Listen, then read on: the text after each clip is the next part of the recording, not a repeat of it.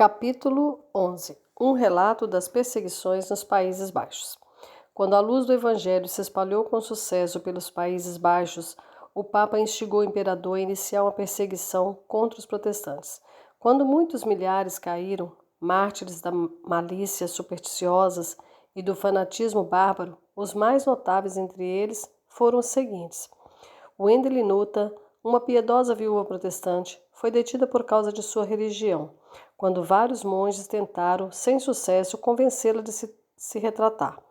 Como não conseguiram subjugá-la, uma dama católica romana que a conhecia pediu para ser admitida na masmorra em que estava confinada e prometeu se esforçar arduamente para induzir a prisioneira a abjurar da religião reformada. Quando foi admitida na masmorra, ela fez o possível para executar a tarefa que havia assumido, mas ao ver que seus esforços eram ineficazes, disse: Querido Wendelin Nutta, se tu não abraçares nossa fé, pelo menos mantém as coisas que professas em segredo dentro do teu próprio coração e esforça-te para prolongar tua vida. Ao que a viúva respondeu: Senhora, não sabe o que dizes, porque embora o coração creiamos na justiça, com a língua é que é feita a confissão para a salvação. Como se recusou decisivamente a se retratar, seus bens foram confiscados e ela foi condenada à fogueira. No local da execução, um sacerdote entregou-lhe uma cruz e ordenou que a beijasse e adorasse a Deus. Ao que ela respondeu: Não adoro a um Deus de madeira, mas ao Deus eterno que está no céu. Foi então executada, mas, por intercessão da senhora católica romana mencionada anteriormente, foi-lhe concedida a clemência de ser estrangulada antes de as chamas serem acesas. 2 clérigos protestantes foram queimados em Colin. Um comerciante de Antuérpia chamado Nicolas foi amarrado em um saco, lançado ao rio e afogou-se. E Pistorius, um erudito estudante, foi levado ao mercado de uma vila holandesa, vestindo um sambenito e lançado às chamas. Um ministro protestante foi convocado para atender a execução de 16 protestantes condenados à decapitação. Esse cavalheiro desempenhou as funções de seu cargo com notável propriedade, exortando-os ao arrependimento e dando-lhes consolo na misericórdia de seu Redentor. Assim que os 16 foram decapitados, o magistrado gritou para o carrasco: Ainda falta um corte. Deves decapitar o ministro. Não poderia morrer em melhor momento do que com tão formidáveis preceitos em sua boca e tão louváveis exemplos diante de si. E assim foi decapitado, embora muitos dos próprios católicos romanos reprovassem esse ato de traiçoeira e desnecessária crueldade. Jorge Scherter, ministro de Salzburgo, foi detido e condenado à prisão por instruir seu rebanho ao conhecimento do Evangelho. Enquanto estava confinado, escreveu uma confissão de sua fé, logo após a qual foi condenado, primeiro a ser decapitado e depois queimado até as cinzas. No caminho para o local da execução, disse aos presentes: Para que saibam que sou um verdadeiro cristão, vos darei um sinal. Sua palavra foi de fato cumprida da maneira mais singular, pois depois de cortada sua cabeça, seu corpo repousou brevemente com a barriga no chão, e então virou-se repentinamente, agora com as costas rentes ao solo, o pé direito cruzado por sobre o esquerdo, bem como o braço direito sobre o esquerdo, e assim permaneceu até ser lançado às chamas. Em Loviana, um homem erudito chamado Persinal foi assassinado na prisão, e Justus Insparge foi decapitado por ter em seu poder os sermões de Lutero. Gilles Tillemans, um cuteleiro de Bruxelas, era um homem de expressiva humanidade e piedade. Foi preso em meio aos outros como protestante e muitos esforços foram empregados pelos monges para convencê-lo a se retratar. Teve uma vez, por acidente, uma oportunidade justa de escapar da prisão e, perguntado por que não se valeu disso, respondeu: Eu não ousaria causar tanto dano aos guardiões quanto eles sofreriam ao responder pela minha ausência caso eu tivesse fugido. Quando foi condenado a ser queimado, agradeceu fervorosamente a Deus por lhe conceder uma oportunidade através do martírio, de glorificar seu nome. Percebendo em seu local de execução uma grande quantidade de lenha, requisitou que a maior parte dela fosse dada aos pobres, dizendo: uma pequena quantidade será suficiente para me consumir. O carrasco propôs estrangulá-lo, antes de as chamas serem acesas, mas ele não consentiu, dizendo que desafiava as chamas, e de fato sua alma deixou o corpo com tal compostura, em meio às chamas, que ele mal parecia senti-las. Nos anos de 1543 e 1544, a perseguição continuou em toda a Flandres da mais violenta e cruel maneira. Alguns foram condenados à prisão perpétua, outros ao banimento perpétuo, mas a maioria dos perseguidos foram mortos por enforcamento, afogamento, emparedados, queimados por meio de tortura, no cavalete ou enterrados vivos. John de Boscane, um protestante fervoroso, foi preso por conta de sua fé na cidade de Antuérpia. Em seu julgamento, declarou ser da religião reformada, o que resultou em sua condenação imediata. O magistrado, no entanto, temia matá-lo publicamente, pois ele era popular por sua grande generosidade e quase universalmente amado por sua vida irrepreensível e piedade exemplar. Determinaram uma execução em sigilo e foi dada a ordem para afogá-lo na prisão. O carrasco colocou-o em uma banheira grande, mas Boscane lutou e colocou a cabeça acima da água. Com isso, o carrasco o esfaqueou com uma adaga em vários pontos até que expirou.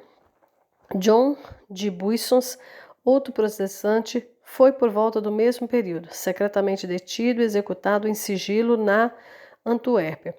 Como o número de protestantes era grande naquela cidade e o prisioneiro muito respeitado, os magistrados temiam uma insurreição e, por este motivo, ordenaram que fosse decapitado na prisão.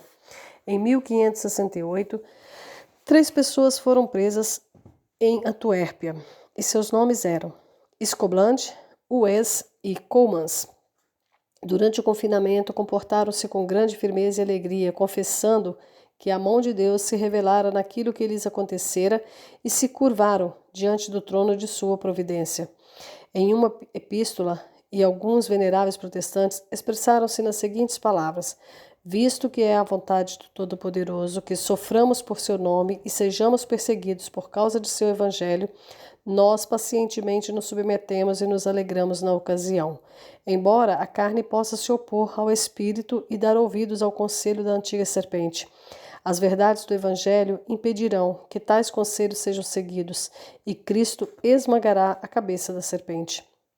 Não estamos desamparados em nosso confinamento, pois temos fé. Não temos medo da aflição, pois temos esperança. E perdoamos nossos inimigos, porque temos caridade. Não fiqueis sob apreensões por nós. Somos felizes em nosso confinamento pelas promessas de Deus, glorificados em nossos grilhões e exultamos em sermos considerados dignos de sofrer por causa de Cristo. Desejamos não ser libertos, mas ser abençoados com coragem. Pedimos não liberdade, mas o poder da perseverança. E não desejamos nenhuma mudança em nossa condição, senão aquela que pousa uma coroa de martírio sobre nossas cabeças. Escobland foi primeiramente levado a julgamento. Quando persistiu na profissão de sua fé, recebeu a sentença de morte. Ao voltar para a prisão, pediu sinceramente ao carcereiro que não permitisse que nenhum frade se aproximasse dele, dizendo: eles não podem me fazer o bem, somente me perturbar bastante. Espero que minha salvação já esteja selada no céu e que o sangue de Cristo, no qual eu confio firmemente, tenha me levado das minhas iniquidades. Agora me desfaço deste manto de argila para ser coberto por vestes de glória eterna, cujo brilho celestial me livrará de todos os erros. Espero que possa ser o último mártir da tirania papal e que o sangue já derramado seja suficiente para saciar a sede da crueldade dos papas, para que a Igreja de Cristo descanse aqui como seu servo de agora em diante. No dia da execução, despediu-se emocionadamente de seus companheiros de prisão. Na fogueira, entoou com fervor a oração do Senhor e cantou o Salmo 40. Depois, entregando sua alma a Deus, foi queimado vivo. Uis morreu logo depois na prisão, ocasião na qual Coamas escreveu o seguinte a seus amigos: Agora estou privado de meus amigos e companheiros. Escoblante foi martirizado e Uis morto, mas graças às manifestações do Senhor não estou sozinho, pois tenho comigo o Deus de Abraão, de Isaque e de Jacó.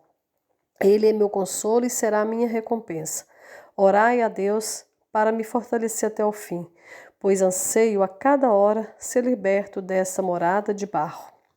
Em seu julgamento confessou livremente ser da religião reformada, respondeu com firmeza viril a todas as acusações contra ele e provou a parte bíblica de suas respostas com o evangelho. O juiz disse a ele que as únicas alternativas eram retratação ou morte e concluiu dizendo: Morrerás pela fé que professas?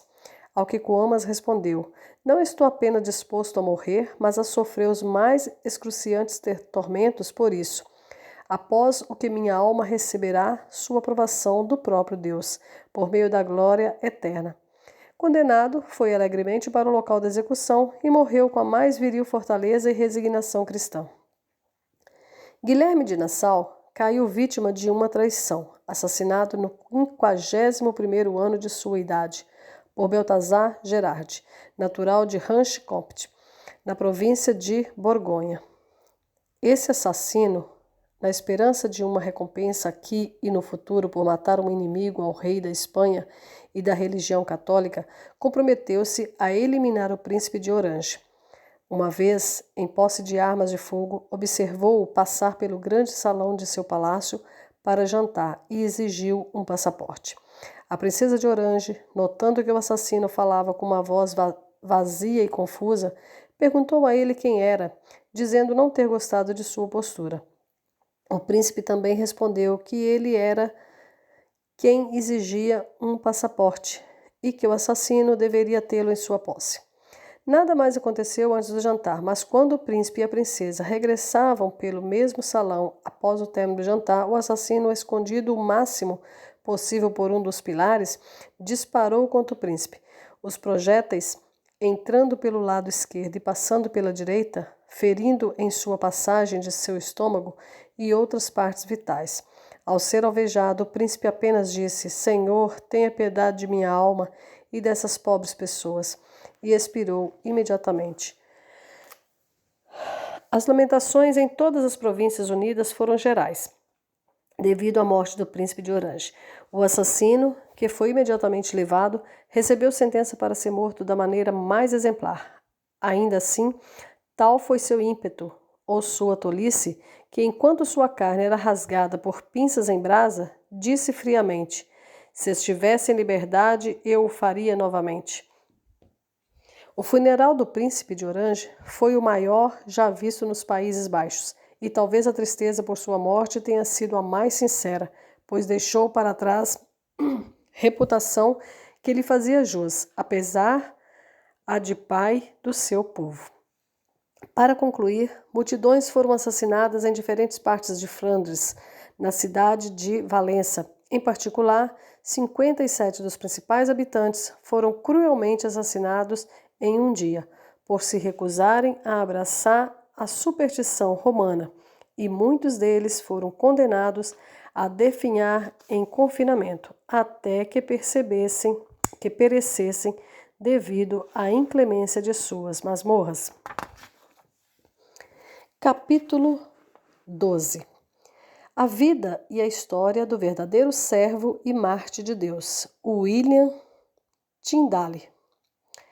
Adentraremos agora a história do bom mártir de Deus, William Tyndale.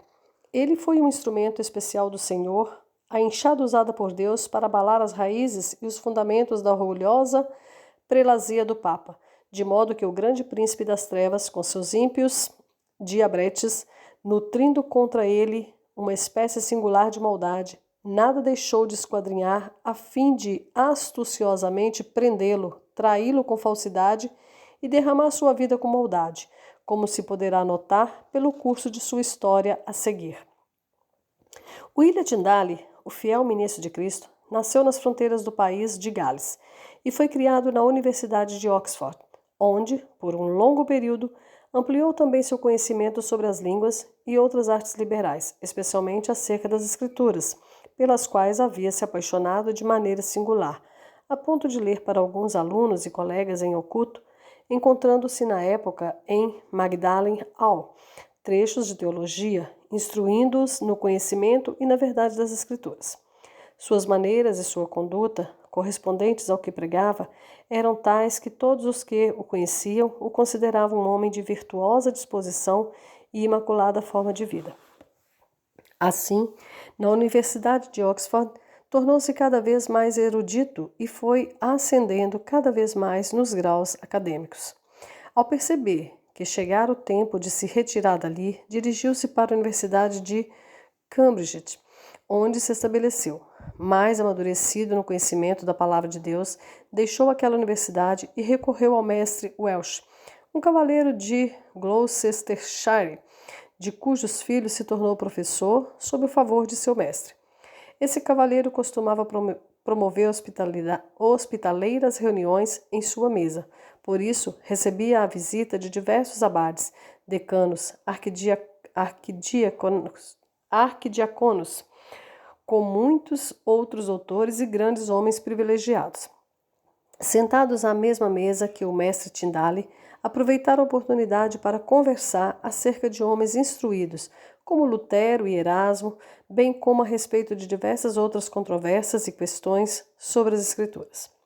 Então, mestre Tyndale, instruído e familiarizado com os assuntos de Deus como era, não se abstinha de mostrar-lhes simples e claramente sua opinião, e quando a qualquer momento dela divergiam, mostrava-lhes o livro e apresentava com clareza diante deles as passagens reveladas e manifestadas das Escrituras, a fim de refutar os erros dos que dele discordavam e confirmar suas palavras. Assim, seguiram por um certo período, discutindo e debatendo repetidamente, até que por fim se cansaram e passaram a nutrir em seus corações um secreto ressentimento contra Tyndale. Conforme crescia dentro deles o rancor, os sacerdotes do país reunidos passaram a atacar Tyndale, criticando-o em tavernas e muitos outros lugares, afirmando que suas declarações eram heresia. Acusaram-no secretamente ao chanceler e a outros oficiais do bispo. Pouco tempo depois, foi convocada uma reunião junto ao chanceler, do bispo, e dado o aviso aos sacerdotes para que comparecesse, dentre os quais foi requisitado também o mestre Tyndale. Não se sabe se ele temia suas ameaças ou se foi informado acerca das acusações que faria contra ele, mas é certo, como ele próprio declarou, que receava as acusações de modo que, no caminho, chamou sinceramente em espírito a Deus, para que lhe desse forças para permanecer firme na verdade de sua palavra. Ao chegar a hora de seu comparecimento diante do chanceler, foi gravemente ameaçado, insultado e tratado como um cão. Fizeram contra ele muitas acusações para as quais não foram capazes de apresentar nenhuma testemunha, embora os sacerdotes do país estivessem todos presentes. Assim, o mestre Tyndale, escapando das mãos do chanceler, partiu para casa e retornou ao seu senhor. Não muito distante, habitava um certo doutor que havia sido chanceler de um bispo, que conhecia há muito tempo o mestre Tyndale e o favorecia. Diante dele, Tyndale revelou sua opinião acerca de diversas questões das Escrituras, pois para ele ousava abrir seu coração. Então o doutor lhe disse: "Não sabes que o Papa é o próprio anticristo de quem falam as Escrituras? Mas toma cuidado com o que dizes, pois se descobrirem que mantens tal opinião, ela lhe custará a tua própria vida." Pouco tempo depois, estava o mestre Tyndale na companhia de um certo teólogo, considerado um homem instruído, e conversando e discutindo com ele, levou-o a essa questão, de modo que o referido grande doutor irrompeu com as seguintes infames palavras: "Melhor é ficarmos sem as leis de Deus do que sem as leis do Papa." Mestre Tyndale, ouvindo isso, tomado por um piedoso zelo, não suportou tamanha blasfêmia e respondeu: "Desprezo o Papa e todas as suas leis." E acrescentou que se Deus lhe poupasse a vida, em poucos anos faria com que um garoto que opera o arado conhecesse mais acerca das Escrituras do que o Papa. O ressentimento dos sacerdotes contra Tindale aumentava cada vez mais. Jamais deixavam de vociferar contra ele e lançar-lhes críticas, impondo-lhe acusações sérias e dizendo que era um herege. Ao ver-se tão molestado e atormentado, ele foi compelido a deixar aquele lugar e procurar por outro. Então, dirigindo-se ao mestre Weish, desejou por sua boa vontade afastar-se dele, dizendo: Senhor, percebo que minha estada nesta região não será permitida por muito tempo. Nem tu serás capaz, ainda que eu queiras, de manter-me longe do alcance do clero. Deus sabe quantos desagrados podem vir sobre ti ao me acolheres, os quais me trariam amargo arrependimento. Portanto, mestre Tindale, com a boa vontade de seu mestre, partiu e logo chegou a Londres, onde pregou durante certo tempo, como havia feito no campo. Lembrando-se de Cuthbert Tunstall, então bispo de Londres, e em especial dos tantos elogios feitos por Erasmo, que em suas anotações exalta o referido Tunstall por sua erudição, Tindale convenceu a si mesmo de que se pudesse estar a seu serviço. Seria um homem feliz. Dirigindo-se a Sir Henry Guilford, o controlador do rei, e trazendo consigo uma oração de Isócrates, que havia traduzido do grego para o inglês, pediu a ele que falasse com o referido bispo de Londres em seu nome. Pedido este que lhe foi concedido. Além disso, pediu que escrevesse uma epístola ao bispo e fosse ter com ele em sua companhia. Assim o fez. Entregou sua epístola a um servo chamado William Elbitewalt, antigo conhecido seu. Mas Deus, que em oculto dispõe o curso das coisas, viu não ser esse o melhor para o propósito de Tindale, nem para o benefício de sua igreja. Portanto, concedeu que não achasse favor aos olhos do bispo, que lhe respondeu que sua casa estava cheia e dispunha de mais servos do que podia sustentar. Aconselhou-o a procurar ocupação em Londres, onde, segundo ele, não havia de faltar serviço. Ao ser recusado pelo bispo, dirigiu-se a Humphrey Monmouth, magistrado de Londres, e implorou por ajuda. No mesmo instante, ele o levou para sua casa, onde Tindale viveu, segundo Monmouth, como um bom sacerdote, estudando noite e dia. Costumava se alimentar somente de carne assada, conforme a própria boa vontade, e nada bebia senão uma pequena porção de cerveja. Em todo o tempo de sua estada na casa, nunca foi visto vestindo-se de linho.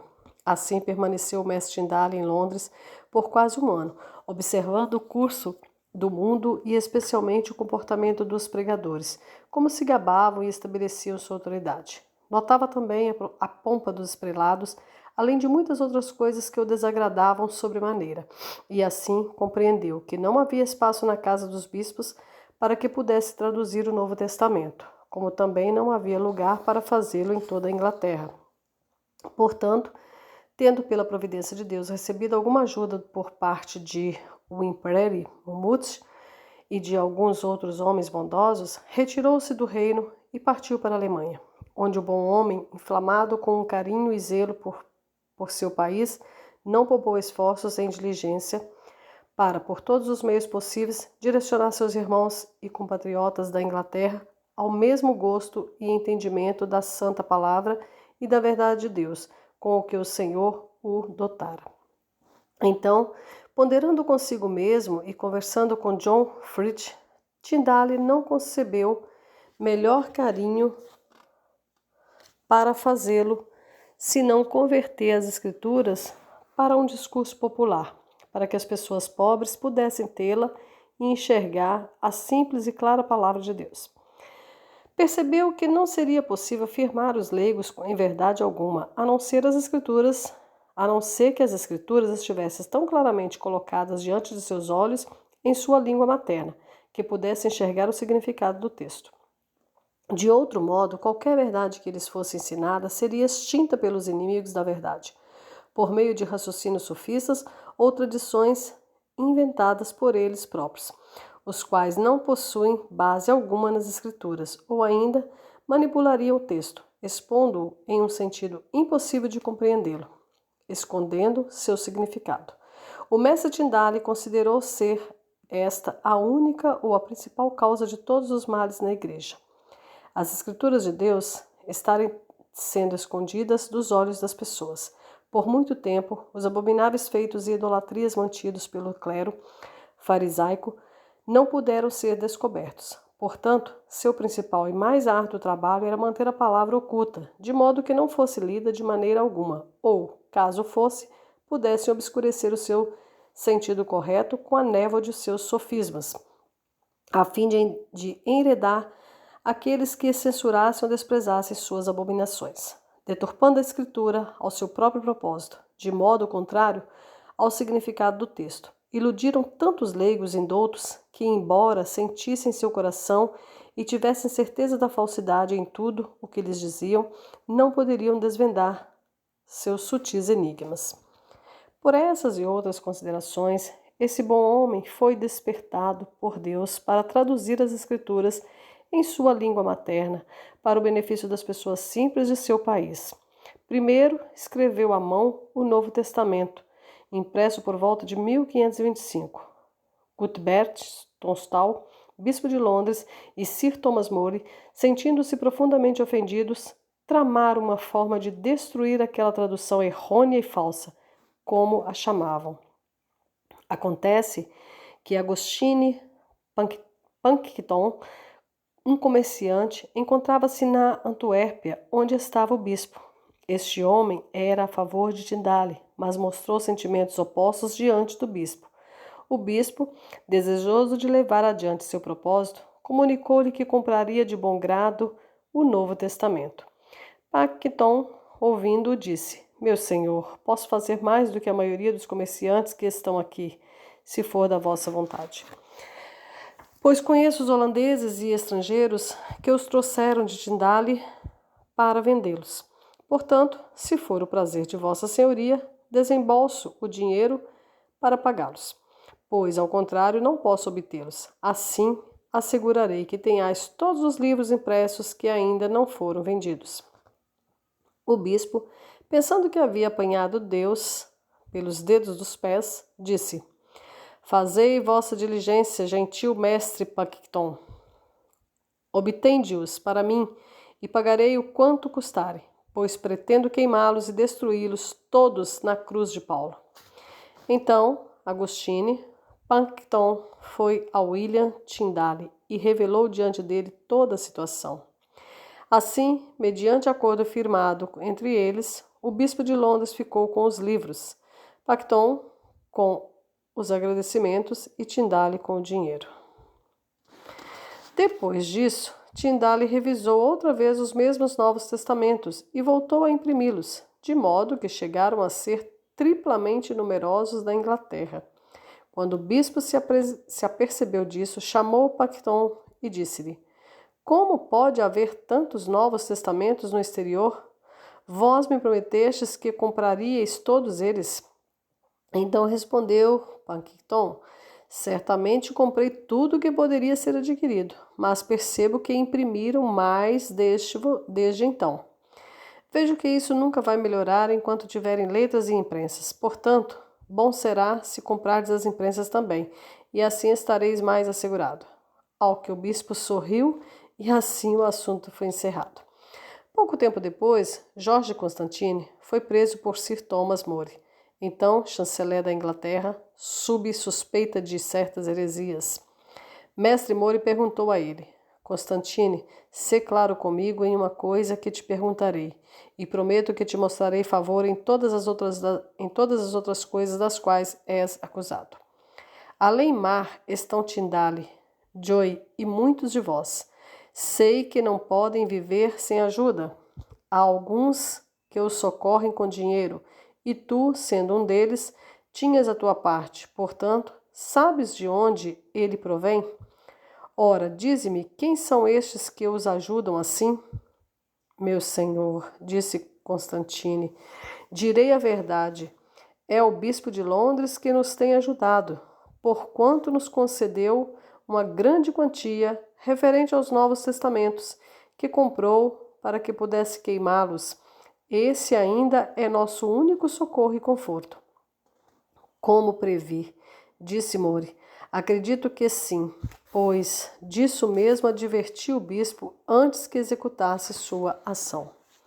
Depois disso, o mestre Tyndale se dispôs a traduzir o Antigo Testamento, terminando os 5 livros de Moisés com diversos prólogos muito eruditos e piedosos, dignos de serem lidos e relidos por todo bom cristão. Quando esses livros foram enviados para a Inglaterra, não se pode dizer quão intensa luz se fez diante dos olhos da nação inglesa, antes cerrados na escuridão.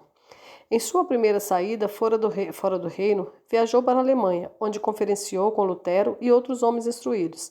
Depois de ali permanecer por um certo período, desceu aos Países Baixos e passou a maior parte da sua vida na cidade de Antuérpia.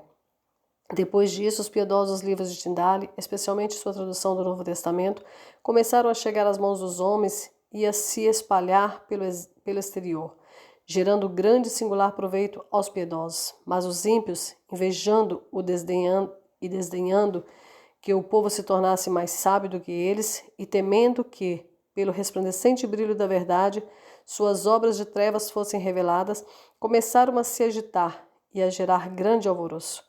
Ao traduzir o Deuteronômio, Tyndale pensou em imprimi-lo em Hamburgo. Então navegou para lá. Na costa da Holanda, porém, sofreu um naufrágio, pelo qual perdeu todos os seus livros, escritos e cópias, seu dinheiro e seu tempo, sendo obrigado a começar tudo de novo.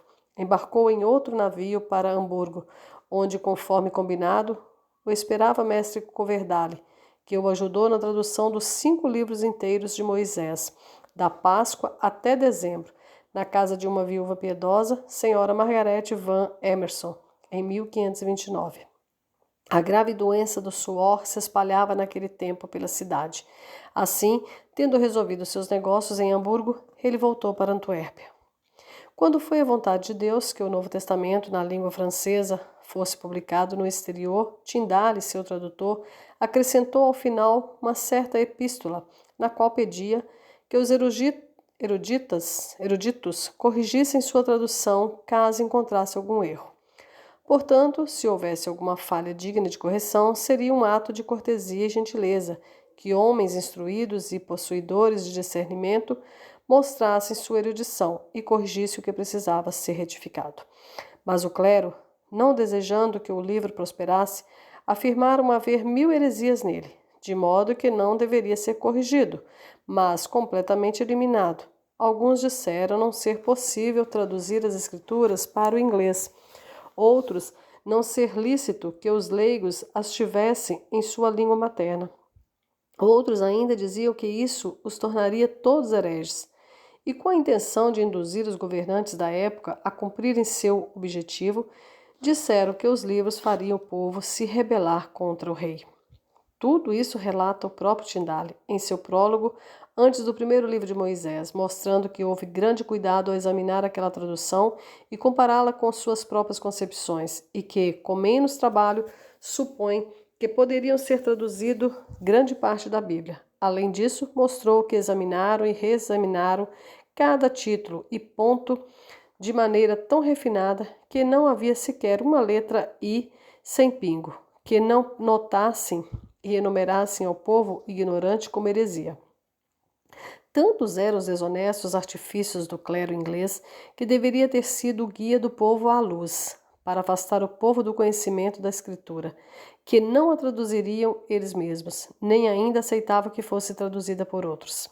Sua intenção era que, o mundo permanecendo imóvel nas trevas, como diz Tyndale, pudesse dominar a consciência do povo com vãs superstições e falsas doutrinas, a fim de satisfazer sua ambição e cobiça insaciáveis e exaltar sua própria honra acima do rei e imperador. Os bispos e prelados não descansaram até obter o consentimento do rei para realizar seus desígnios, pelo que, com toda a pressa, foi elaborada e estabelecida sob autoridade pública uma proclamação de que a tradução do Testamento de Tyndale fosse proibida por volta de 1537 d.C. E não satisfeitos, continuaram adiante, buscando envolvê-lo em suas redes e destruí-lo de sua vida. Resta-nos agora declarar a forma como fizeram. Nos registros de Londres consta como os bispos e Sir Thomas More, cientes do que acontecera em Antuérpia, estudavam e estudavam com mais cuidado tudo que fosse relacionado a Tindale, onde e com quem se hospedava, a vizinhança da casa, sua estrutura, como se vestia, de quais recursos dispunha, e após aprenderem tudo com muita diligência, se puseram a trabalhar em suas façanhas. William Tindale, estando na cidade de Antuérpia, ficou hospedado por um ano inteiro na casa de Thomas Poyntz, um inglês que mantinha uma casa de comerciantes ingleses. Chegou da Inglaterra um homem chamado Henry Phillips, cujo pai era cliente de Pole, um sujeito simpático, como se fosse um cavalheiro que tinha consigo um servo. O motivo de sua vinda, no entanto, ou com que propósito havia sido enviado para lá, ninguém sabia. Por diversas vezes Tindale era convidado para jantar e apoiar os comerciantes. Por meio de tais ocasiões, Henry Phillips se familiarizou com ele, de modo que, em curto espaço de tempo, o mestre Tindale acabou por depositar grande confiança nele, levando-o para seu alojamento na casa de Thomas Poyntz. Levou-o também uma ou duas vezes consigo para comer ou jantar, e envolveu-se em tamanha amizade que, por solicitação sua, Phillips hospedou-se na mesma casa do antes mencionado Poyntz. A ele mostrou seus livros e outros segredos de seu estudo. Inexistentes era a desconfiança de Tindale para com esse traidor. Mas Poyntz, não tendo muita confiança no rapaz, perguntou ao mestre Tindale como havia conhecido o tal Phillips. Tindale, por sua vez, respondeu que se tratava de um homem honesto, belamente instruído e muito agradável. Poyntz, percebendo que lhe mostrava tal favor, não disse mais nada, pensando que haviam chegado a se conhecer por intermédio de algum outro amigo. Phillips, estando na cidade há 3 ou 4 dias, pediu a Poyntz que o acompanhasse para fora da cidade, a fim de lhe mostrar suas mercadorias, e caminhando juntos fora da cidade, conversaram sobre diversas coisas, dentre elas alguns dos assuntos do rei. Em tais conversas, Poyntz ainda de nada suspeitava. Entretanto, ao passar-se algum tempo, Poyntz percebeu que essa era a intenção de Phillips, saber se Poyntz havia de, por lucro, ajudá-lo em seu propósito, pois percebeu antes que Phillips dispunha de muita riqueza e fizera questão de que Poyntz soubesse, pois pedira antes sua ajuda em diversas questões, as quais exigiu que fossem feitas com a melhor qualidade, pois, como ele mesmo disse, tenho dinheiro suficiente. Phillips foi de Antuérpia para o Tribunal de Bruxelas, a cerca de 24 milhas inglesas. De lá, trouxe consigo para Antuérpia o procurador-geral, advogado do imperador, com alguns outros oficiais. Dentro de 3 ou 4 dias, Poyntz partiu para a cidade de Baróis e 18 milhas inglesas de Antuérpia, onde tinha negócios a fazer pelo período de 1 mês ou 6 semanas. Durante sua ausência, Henry Phillips voltou novamente a Antuérpia, à casa de Poyntz, e ao falar com sua esposa, perguntou se o mestre Tindale se encontrava. Então voltou a sair e colocou os oficiais que trouxera de Bruxelas na rua e em torno da porta. Por volta do meio-dia, voltou à casa, dirigiu-se a Tindale e pediu que lhe emprestasse 40 shillings, justificando: perdi minha bolsa hoje de manhã, ao fazer a travessia entre aqui e Michelin. Então o mestre Tindale lhe entregou 40 shillings, coisa fácil de conseguir dele caso tivesse, pois nas astutas sutilezas deste mundo era simples e inexperiente. Então disse Phillips: mestre Tindale, hoje serás meu convidado. Não, disse mestre Tindale, hoje sairei para jantar e tu virás comigo e serás meu convidado a um lugar onde serás bem-vindo. Então, quando chegou a hora do jantar, Tindale saiu com Phillips. Na saída da casa de Poyntz havia uma entrada longa e estreita, pela qual os dois não podiam passar juntos. Mestre Tindale teria dado preferência a Phillips, mas este não aceitou, pois fingia mostrar grande humanidade e deixou que o outro fosse diante dele. Então, Tindale, sendo um homem sem grande estatura, foi antes, e Phillips, homem alto e agradável, seguiu atrás dele. Este havia colocado oficiais em ambos os lados da porta, em 2 assentos, de modo que pudessem ver quem passasse pela entrada. Phillips apontou com o dedo sobre a cabeça do mestre Tyndale para que os oficiais pudessem ver que era ele a quem deveriam levar. Os policiais, posteriormente, disseram a Pontes, quando o colocaram na prisão, que tinham pena de ver sua simplicidade. Eles o levaram ao advogado do imperador, onde jantou. Então, o procurador-geral foi à casa de Pontes e despachou tudo o que pertencia a Tyndale, assim como seus livros, entre outras coisas. Dessa forma, Tyndale foi levado ao castelo de Vilvoorde, a 18 milhas inglesas de Antuérpia. Mestre Tyndale, permanecendo na prisão, recebeu um advogado e um procurador, os quais recusou, dizendo que daria a resposta por si mesmo. Ele havia pregado tanto para aqueles que o tinham encarcerado, como para os que conversavam com ele no castelo, que a respeito dele relatavam que, se não fosse um bom cristão, não sabiam a quem poderiam considerar bom. Por fim, depois de muita conversa, quando nenhum motivo se fazia suficiente, embora não merecesse a morte, foi condenado em virtude do decreto do imperador, elaborado na Assembleia de Augsburgo. Tyndale foi levado para o local da execução, amarrado à estaca, estrangulado pelo carrasco e depois consumido pelo fogo, na cidade de Vilvoorde, em 1536. Na fogueira, clamava com fervoroso zelo em alta voz: Senhor, abre os olhos do rei da Inglaterra. Tal era o poder de sua doutrina e a sinceridade de sua vida que, durante o período de sua prisão, que durou 1 ano e meio, converteu, segundo se diz, seu guardião, a filha do guardião e outros membros de sua família.